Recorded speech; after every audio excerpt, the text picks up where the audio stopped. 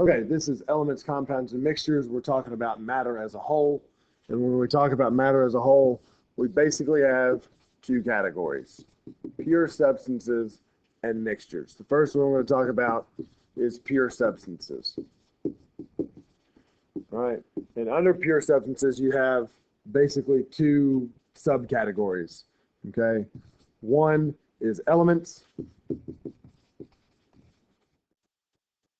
Okay, and then elements, just a definition, substances that cannot be broken down.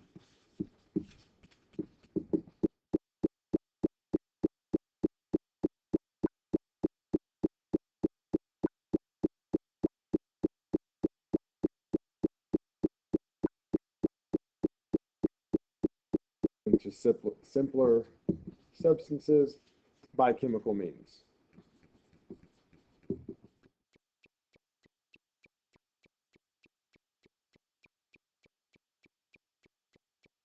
Okay, so elements are the smallest particle that retain all of the properties of a certain substance. So it cannot be broken down into anything smaller. Second thing you've got other than elements is compounds. Okay, so a compound, first of all, is made up of elements. So it's a substance that contains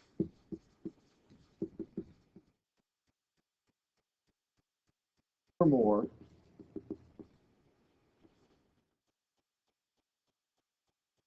uh, two or more atoms combined in a fixed proportion.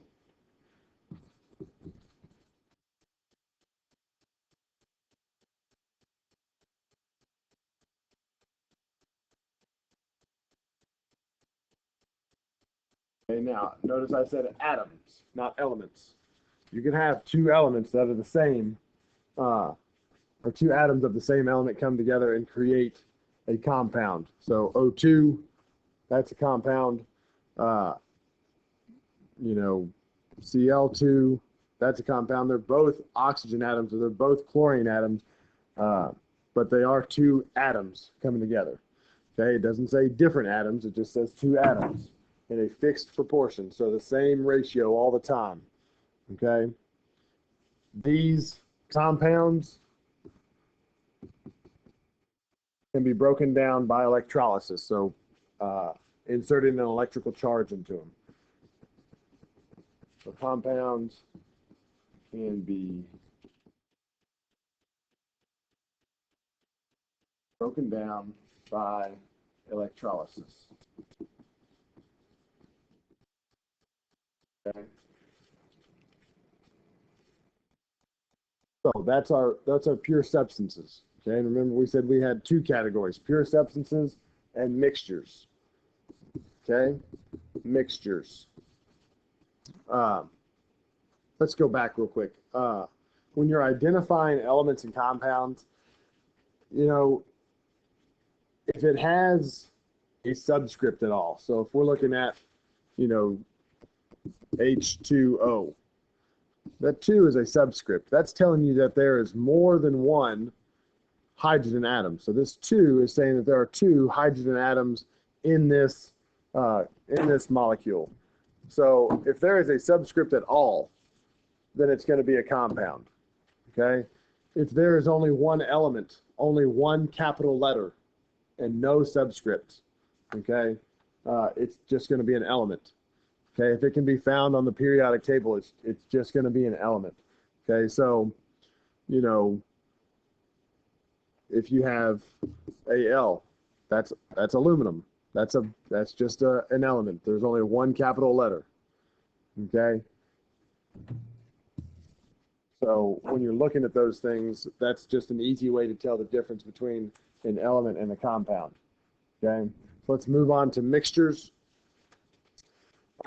Mixtures, it's a blend of two or more substances that can be separated.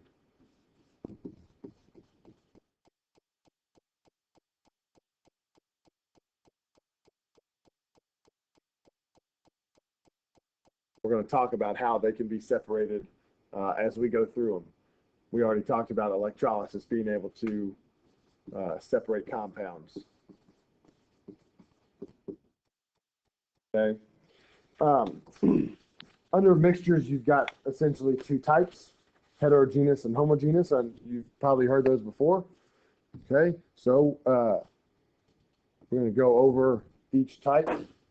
First type we're going to talk about is heterogeneous. Okay, a heterogeneous mixture has visibly different parts.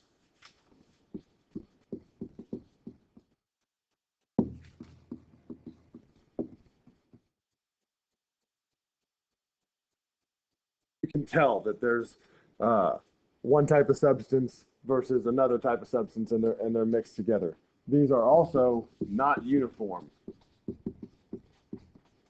Okay, not uniform throughout. Meaning, you know, if you pick out a sample, you might get, you know, a certain percentage of a substance, and you take another sample of the same heterogeneous mixture, you're going to get a different percentage of that substance. These are going to be separated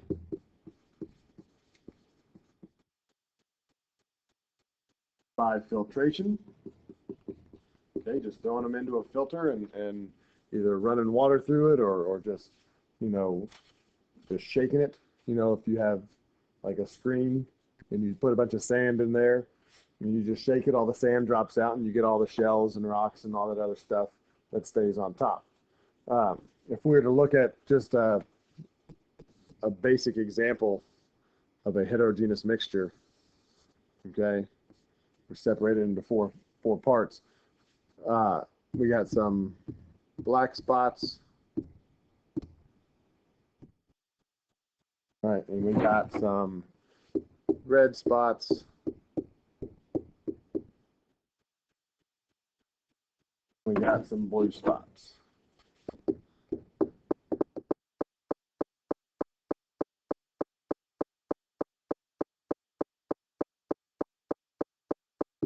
And then as you're looking at this, if you're looking at it in the sense of areas or segments, okay, segment 1 has a different makeup of black to red to blue. Okay, there's 6 red dots and 3 black dots and 5 blue dots. Okay, so if you took that sample and then you took sample 4, okay, or segment 4, that's got a whole different makeup of the red to blue to black. Okay, so that's how you can tell, and you can visually see that. All right. So the second type we're going to talk about is homogeneous.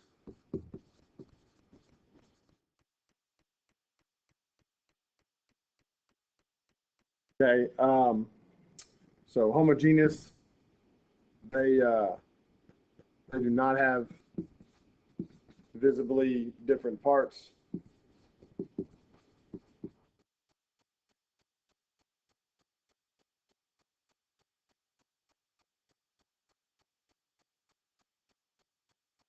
Okay, and exact opposite of heterogeneous, they are uniform throughout. So you can't just look and tell, you know, what it's made of. Okay, and if you took several samples, you should get about the same ratio of its components.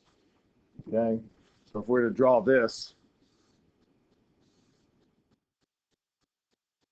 happy drawn. Let me do it again. Draw the circle first. And we got segment 1, 2, 3, and 4.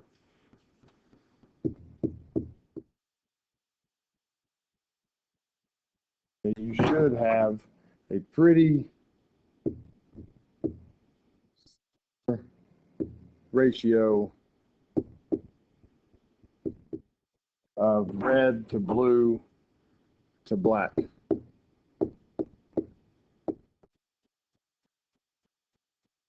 Okay. They may not be exactly in the same spots, but there's 3 of each in every segment. So when you pull out the sample from each segment, you're going to get the same ratio of parts. Okay. And then the separation techniques, homogeneous mixtures are a little bit different. They require, different techniques. So let's go over those.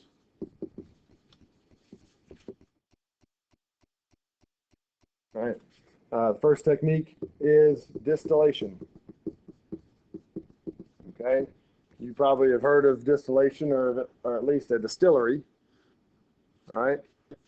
They're called distilleries because they use distillation as the separation process. All right. This is used in liquid measurements, or sorry, not measurements, but mixtures. So used in mixtures with two liquids. All right, and it uses the different boiling points to separate things. So it uses differing boiling points to separate.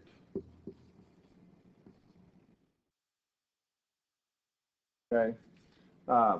So if we had alcohol and water, alcohol boils at a lower temperature. So if you put, let's just say, and I don't know what the boiling point of alcohol is right off the top of my head, but let's say you have a beaker with water and alcohol. Okay. So you have alcohol and water. All right. We know that water boils at 100. Okay. And let's just say that alcohol boils at 75 degrees Celsius. Okay. So if you put the temperature of this solution somewhere between there, higher than the alcohol but lower than the water, then the alcohol is going to boil off and you're going to be left with the water. Okay. That's distillation. Chromatography.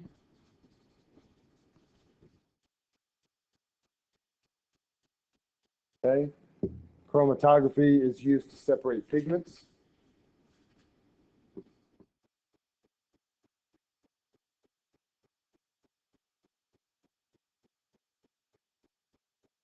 And inks or anything like that.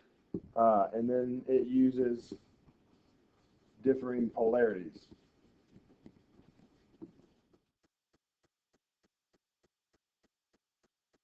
All right.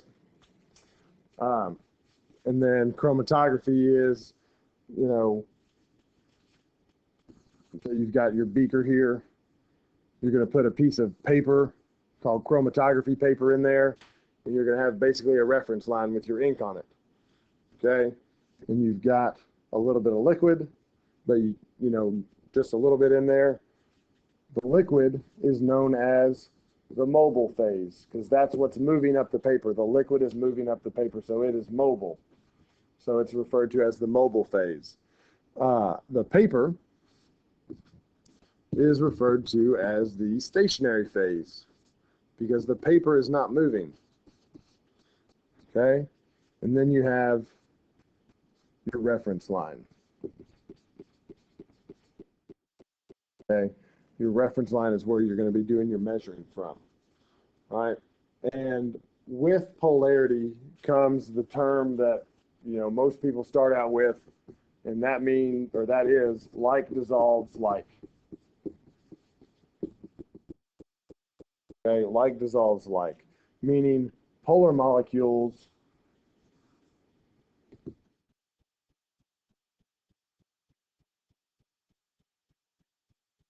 are going to dissolve in other polar molecules.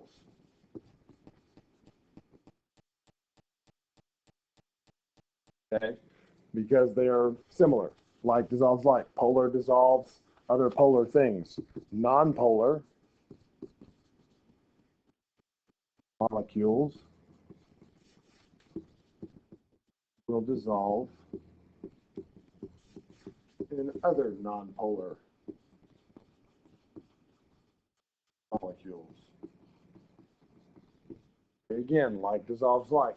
So what happens when you get a polar molecule mixed with a non-polar molecule? Well, nothing. They don't dissolve. Okay, so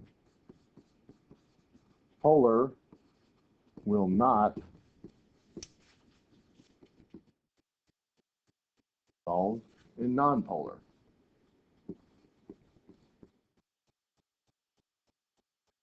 Okay?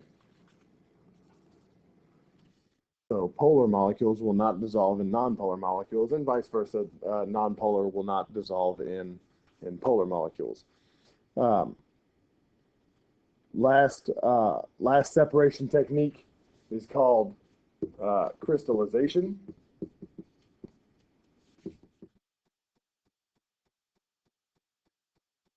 Okay, crystallization, and this pulls crystals out of the solution.